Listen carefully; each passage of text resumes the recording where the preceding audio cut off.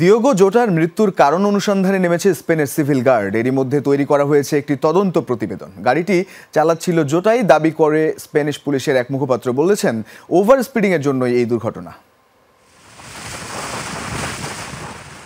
গত সপ্তাহে এক মর্মান্তিক সড়ক দুর্ঘটনায় পর্তুগিজ ফরওয়ার্ড ডিয়েগো জোটাকে হারিয়েছে ফুটবল বিশ্ব। ভাই আন্দ্রে সিলভাও পাড়ি দিয়েছেন না ফেরার দেশে। কি ঘটেছিল সেদিন স্পেনের ওই রাস্তায়, কেই বা চালাচ্ছিল ল্যাম্বরগিনি, সেসব নিয়েই কাটাছেঁড়া করছে স্পেনের পুলিশ। তাদের বিশ্বাস, দুর্ঘটনার সময় নির্ধারিত গতিসীমার চেয়ে বেশি গতিতে চালানো হচ্ছিল গাড়িটি।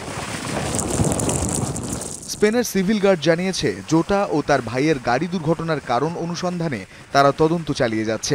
গাড়িটি জোটাই চালাচ্ছিলেন। স্পেনের জামোরা প্রদেশের A52 মহাসড়কে স্থানীয় সময় সকালে মর্মান্তিক এই দুর্ঘটনা ঘটে। মহাসড়কের এই অংশে গাড়ির সর্বোচ্চ গতিসীমা ঘন্টায় 120 কিলোমিটার। তবে তাদের বিশ্বাস, জোটা অতিরিক্ত দ্রুত গতিতে গাড়ি চালাচ্ছিলেন। চাকা ফেটে তাদের ল্যাম্বরগিনি গাড়িটি নিয়ন্ত্রণ হারিয়ে রাস্তা থেকে ছিটকে পড়ে। পরে গাড়িটিতে আগুন ধরে যায়।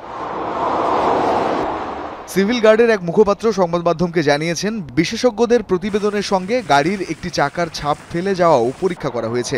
সড়কে যে গতিসীমা তার চেয়ে বেশি গতিতে গাড়ি চালানোর প্রতি ইঙ্গিত করছে সবকিছু। সব পরীক্ষা নিরীক্ষার পর বোঝা গেছে গাড়িটি চালাচ্ছিলেন ডিয়েগো জোটা।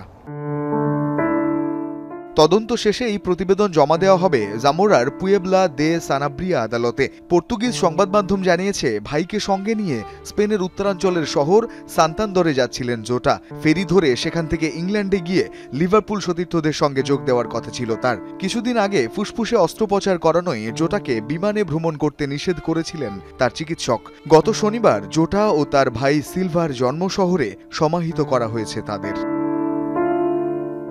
রঞ্জন শান্ত, যমুনা স্পোর্টস।